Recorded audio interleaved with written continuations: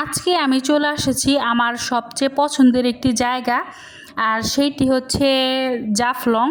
তো জাফলংয়ে আসার পরে আমি আসলে জাফলংয়ের প্রেমে পড়ে গেছি। আর এত সুন্দর জাফলং, চারদিকে ইন্ডিয়ার বড় বড় পাহাড়, আর আমাদের জাফলংয়ের যে সুন্দর একটি নদী আছে, তো এই নদীটা কিন্তু আমার কাছে অসম্ভব ভালো লাগছে। তো তারপরে কিন্তু আমরা জাফলং ঘুরে এসে পড়েছিলাম ভোলাগঞ্জ সাদা পাথর দেখার উদ্দেশ্যে। তো আমরা যখন ভোলাগঞ্জ আসছিলাম তখন অলমোস্ট একদমই সন্ধ্যা প্রায় হয়ে যাচ্ছে এরকম অবস্থা। আর আকাশে এত পরিমাণে মেঘলা করছে যে মনে হয় যে কোনো সময় ঝড় বৃষ্টি চলে আসবে। তো হ্যালো এভরিওয়ান, আসসালামু আলাইকুম। যেখান থেকে আমার ভিডিওটি দেখছেন আশা করি আপনারা অনেক ভালো আছেন। আলহামদুলিল্লাহ, আল্লাহর রহমতে আমি বেশ ভালো আছি। তো আমরা কিন্তু আজকে জাফলং ঘুরে তারপরে আবার ভোলাগঞ্জ সাদা পাথর দেখার উদ্দেশ্যে চলে আসছি।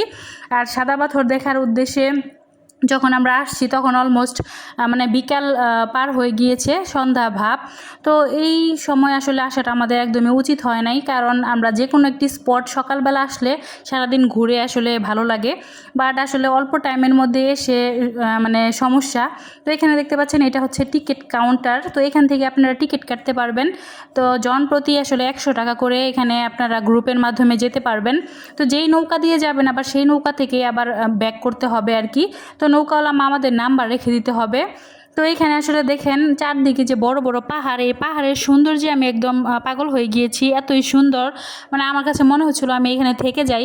তো যারা আসলে লোকাল তাদের কিন্তু ভাগ্যটা অনেকই ভালো, তারা আসলে এই সৌন্দর্য উপভোগ করতে পারে সবসময়ই। আর আমরা আসলে যারা পর্যটক আছি, যারা হঠাৎ করে এখানে আসি, তারা কিন্তু আসলে এই অল্পখানি সময়ের মধ্যে এখানে দেখলে আসলে মন ভরে না, মনে হয় এখানে কয়েকদিন থেকে যাই। আর কয়েকদিন থেকে গেলে তারপরও মনে হয় না এটাতে হবে আর কি, পরিপূর্ণ তৃপ্তি আসবে। আর এদিকে দেখতে পাচ্ছেন সাদা পাথরের যে স্পটটা, সেইখানে কিন্তু আসলে অনেক অনেক জিনিসপত্র নিয়ে মামারা বসছিল।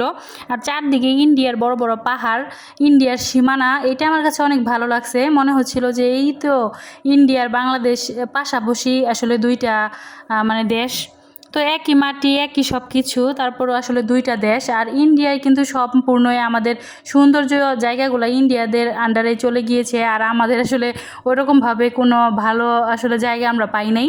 তো এখানে লেখা আছে সামনে দেখেন বাংলাদেশ ভারত সীমানা। তো এই যে দেখতে পাচ্ছেন এখানে হচ্ছে সীমানা। তো এটা কিন্তু সম্পূর্ণই ভারতের জায়গা। আমার কাছে এই জিনিসটা অনেক ভালো লাগছে।